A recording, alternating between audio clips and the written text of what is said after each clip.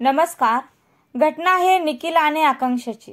Doctor Nikhil शेडकर आणि doctor आकांक्षा शेडकर या दोघांची ओळख फक्त एक डॉक्टर म्हणून नव्हती, तर ते एक सुखी, प्रेमळ आणि भविष्याकडे आशेने पाहणारे दाम्पत्य होते.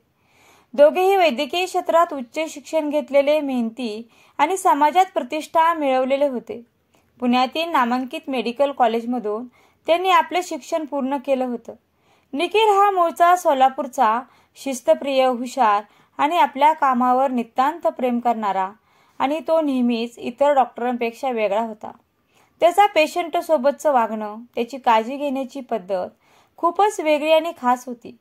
एका नामांकित खासगी रुग्णालयामध्ये तो कार्यरत होता. त्याचा स्वभाव जरी शांत असला तरी कामाच्या प्रचंड तणावाखाली तो राहत असे. तर आकांक्षा ही पुण्यातील हुशार आणि आपल्या प्रोफेशनलला समर्पित असणारी, तिला नेहमी सामाजिक कार्यात रस होता. तिचं स्वप्न होतं की ग्रामीण भागातील लोकांसाठी मोफत आरोग्य सेवा सुरू करावी. एक उत्तम डॉक्टर म्हणून ती नावारूपाला येत होती, पण व्यक्तिगत आयुष्यात मात्र तिला सतत निखिलच्या वेळेची कमी भासायची. निखिल आणि आकांक्षाची ओळख कॉलेजच्या दिवसांमध्ये झाली. सुरुवातीला ते फक्त चांगले मित्र होते, पण हळूहळू ही मैत्री प्रेमात बदलली. वैद्यकीय शिक्षण घेताना दोघांनी एकमेकांना खूप आधार दिला. रात्री उशिरापर्यंत अभ्यास करणं, एकमेकांच्या नोट्स शेअर करणं, एकत्र वेळ घालवणं आणि या सगळ्यात त्यांचं नातं अजूनच घट्ट झालं. क्लिनिकल प्रॅक्टिसच्या वेळी दोघांचं अजूनच जवळचं नातं तयार झालं. निखिलचा शांत स्वभाव आणि आकांक्षाची बोलकी आणि उत्साही वृत्ती यामुळे ते एकमेकांना पूरक होते. त्यांच्या प्रेमाची सुरुवात अगदी सुंदर झाली होती. शेवटी त्यांनी लग्न करण्याचा निर्णय घेतला आणि कुटुंबानेही तो स्वीकारला. लग्नानंतर त्यांनी वानवडीतील आझादनगर मध्ये एक सुंदर फ्लॅट घेतला. नवीन संसार, नवीन स्वप्न आणि उज्ज्वल भविष्य यासाठी ते दोघेही खूप उत्सुक होते. पहिले काही महिने अगदी आनंदात गेले, पण हळूहळू त्यांचे वेळापत्रक बदलत खूप ते व्यस्त होऊ लागले. निखिल अनेकदा रात्री उशिरा घरी यायचा, तर कधी कधी थेट रात्रभर हॉस्पिटलमध्येच राहायचा. आकांक्षा तिच्या कामात व्यग्र होती, पण तिला निखिलकडून जरा जास्त वेळ आणि सहवास हवा होता. लग्नानंतर काही दिवस सगळं सुरळीत चाललं होतं. कामाच्या व्यापामुळे दोघांनाही वेळ मिळायचा कमी, पण जेव्हा मिळायचा तेव्हा ते आनंदात एकत्र घालवायचे. प्रेम, विश्वास आणि समजूतदारपणावर उभा असलेला हा संसार काही महिन्यातच डगमगायला लागला. त्यांच्यातील संवाद कमी झाला होता. छोटे छोटे वाद सुरू झाले होते. लग्नाच्या काही महिन्यानंतरच त्यांच्या नात्यात तणाव जाणवायला लागला. तसं पाहिलं तर डॉक्टर असणं ही एक जबाबदारीची आणि ताणतणावाची गोष्ट होती. सतत रुग्ण, ऑपरेशन्स, आपत्कालीन परिस्थिती, कधी कधी तासनतास हॉस्पिटलमध्ये राहणं, या सगळ्यांचा परिणाम वैयक्तिक आयुष्यावर होऊ लागला. निखिल अनेकदा कामानिमित्त उशिरा घरी यायचा. काही वेळा थेट रात्रभर हॉस्पिटलमध्येच असायचा. आकांक्षा एकटी पडू लागली होती. ती स्वतःही कामात व्यग्र असली तरी तिला संसाराकडे लक्ष द्यायचं होतं. तिला वाटायचं आपलं लग्न झालंय, आपण आता एक कुटुंब आहोत, आणि मग एकमेकांसाठी वेळ का नाही हेच विचार तिच्या मनात घर करू लागले. निखिलकडे तक्रार केली की तो म्हणायचा, अगं हेच आपलं प्रोफेशन आहे, तडजोड करावी लागेल ना, आणि हीच तडजोड हळूहळू त्यांच्या नात्याला पोखरू लागली. बुधवारी संध्याकाळी निखिल कामावरून घरी आला आणि तेव्हा घरात अस्वस्थ शांतता होती. आकांक्षा बेडरूममध्ये होती, पण तिच्या हालचाली बंद होत्या. निखिलने आवाज दिला, पण प्रतिसाद मिळाला नाही. हळूहळू त्याने बेडरूमचं दार उघडलं आणि समोरचं दृश्य पाहून त्याचा थरकापच उडाला. आकांक्षा पंख्याला गळफास घेतलेल्या अवस्थेत लटकत होती. फक्त या कारणावरून तिने जीवन संपवलं. त्यांच्या तोंडून आवाजही निघाला नाही. तो धावत तिच्या जवळ गेला, तिला अलगद खाली उतरवलं आणि ताबडतोब रुग्णालयात नेलं. पण डॉक्टरांनी तिला मृत घोषित केलं. त्याच्या हातातला तिचा थंडावलेला देह त्याला शहारून टाकत होता. आयुष्यभर प्राण वाचवणाऱ्या या डॉक्टर जोडप्यानं असा मृत्यू स्वीकारावा, त्याचं मन हे मान्य करायला तयार नव्हतं. पत्नीच्या अशा अचानक जाण्यानं निखिल पूर्णतः कोलमडला. एका रात्री त्याचा संसार उद्ध्वस्त झाला होता. आकांक्षा असं काही करू शकते यावर त्याचा विश्वासही बसत नव्हता. तो सतत तिच्या जुन्या गोष्टी, आठवणी, त्यांचे हसू, खेळ, वाद संवाद सगळं आठवत बसला. तो स्वतःला दोष देत होता. कदाचित मी घरी लवकर आलो असतो, कदाचित मी तिला समजावलं असतं, कदाचित मध्येच त्याचा संपूर्ण विचार डगमगू लागला. त्यानं कोणाला काही सांगितलं नाही.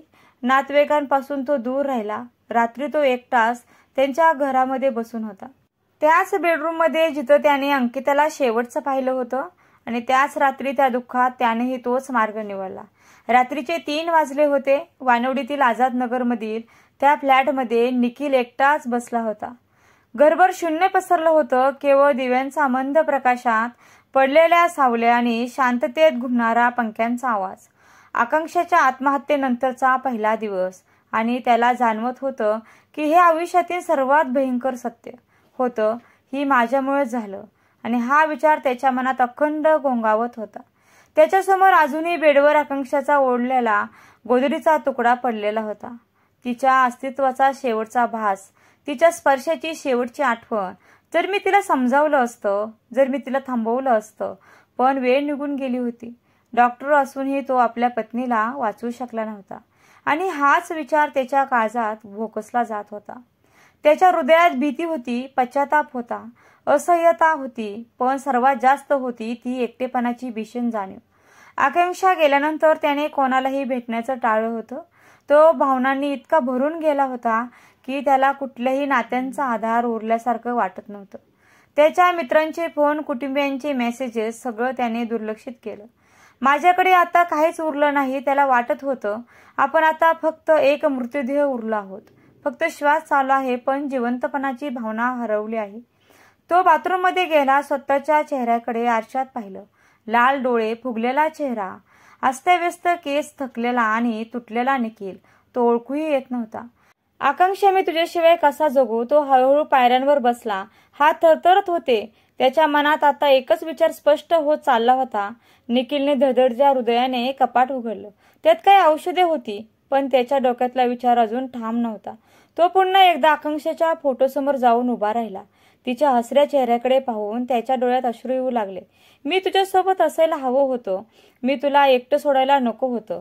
त्याने हळूच गळ्यात एक स्कार्फ गुंडाळा आणि छताच्या पंख्याकडे पाहिलं. तिथेच काल रात्री आकांक्षेने स्वतःला संपवलं होतं. हाच तो पंखा, हाच तो धागा आणि हाच तो मृत्यू. क्षणभर त्याने स्वतःला थांबवण्याचा प्रयत्न केला. त्याच्या मनात एक विचार आला, जर मी अजून काही दिवस थांबलो तर कदाचित यातून बाहेर पडू शकेल. पण लगेचच एक प्रखर वेदना त्याच्या काळजात उमटली. आकांक्षा, त्याशिवाय हे घर, हे आयुष्य सगळं रिकाम आहे. आणि त्याने श्वास घेतला, खोल, लांबट, जड, आणि त्याच्या हृदयाची धडधड वेगाने वाढली. त्याने चेहऱ्यावरून हात फिरवला, डोळे मिटले आणि हळूहळू उभा राहिला. तो खुर्चीवर चढला, गळ्यात दोर टाकला. थोड्या वेळासाठी त्याला सगळं अंधुक दिसायला लागलं. डोळ्यासमोर आठवणीचा झरोका उघडला. त्याच कॉलेजमधलं प्रेम, त्याच पहिलं बंधन, तोच लग्नाचा दिवस, हनीमूनच्या आठवणी, पहिलं घर, पहिलं भांडं आणि शेवटचं दुःख. सोडवता आलं असतं का? आणि हे सगळं, हा विचार डोक्यात चमकला. पण आता उशीर झाला होता. एक दीर्घ श्वास, एक शेवटचा अश्रू आणि एक शेवटचं हालचाल. निखिलही आकांक्षाच्या पाठोमाग निघून गेला. सकाळी शेजारच्यांना काहीतरी संशयास्पद वाटलं. दरवाजा वाजवला, पण आतून काही प्रतिसाद नव्हता. शेवटी पोलिसांना बोलवण्यात आलं. दरवाजा तोडला आणि दृश्य भयानक होतं. निखिल पंख्याला लटकलेला होता. खोलीभर विखरलेली फोटो, कपाटातून पडलेले कपडे, उशाजवळ असलेला आकांक्षाचा फोन आणि टेबलावर लिहिलेली एक चिठ्ठी. मी तिच्याशिवाय कसा जगू? मी डॉक्टर होतो, पण तिला वाचवू शकलो नाही. आता जगण्याचा काही उपयोग नाही. पोलिसांनी घटनेची नोंद केली. शवविच्छेदनासाठी मृतदेह हलवले, पण त्या घरानं 2 आत्म्यांना गमावलं होतं. पोलिसांना घरातून काही संशयास्पद गोष्टी आढळल्या. दोघांमध्ये होणाऱ्या भांडणाचे काही आवाज शेजाऱ्यांनी ऐकले होते, पण ते फारसे गंभीर नसतील असं वाटत होतं. काही मित्रांकडून माहिती मिळाली की अंकिता काही दिवसांपासून मानसिक तणावात होती, पण त्याचं कारण कोणाला समजलं नव्हतं. या घटनेत वाद होतं की आणखी काही, आकांक्षाने टोकाचं पाऊल का उचललं आणि निखिलने तिच्या आत्महत्येनंतर लगेचच असं का केलं? निखिल आणि आकांक्षा यांच्या घरात कधी आनंदाची चाहुल असायची, तीच जागा आता मृत्यूच्या सावटाने व्यापली होती. डॉक्टर असलेल्या दोघांनीही स्वतःचा जीव का गमावला, हे सुद्धा एक अनुत्तरित प्रश्न राहिला. कदाचित कोणत्या मानसिक तणावानं त्यांना ग्रासलं असेल, कदाचित कोणती अशी चूक समजून न घेता त्यांनी निर्णय घेतला असेल, किंवा कदाचित त्यांचं नातं आतूनच पोखरलं गेलं होतं. निखिल आणि आकांक्षाचा आत्महत्येने समाजाला एक मोठा प्रश्न विचारायला भाग पाडलं. आयुष्यातील छोटे तणाव इतके मोठे होतात का की त्यांचा शेवट मृत्यूमध्ये व्हावा? आयुष्याच्या लहान सहान क्षणात मनातले अंधाराचे कडवे विचार पुढे सरकत जातात, पण शेवटचा निर्णय नेहमी आपल्याच हातात असतो. कदाचित निखिल आणि आकांक्षा हेच समजून घेत संवाद साधत जगले असते तर त्यांचं आयुष्य आज वेगळं असतं. या घटनेतून आपण काय शिकावं? कोणतीही कठीण परिस्थिती कायमची नसते.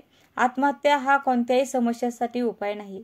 काळ कठीण असतो, पण तो नक्कीच बदलतो. किरकोळ वाद किंवा तणाव मोठे होण्याआधी त्यावर काम करणं गरजेचं आहे.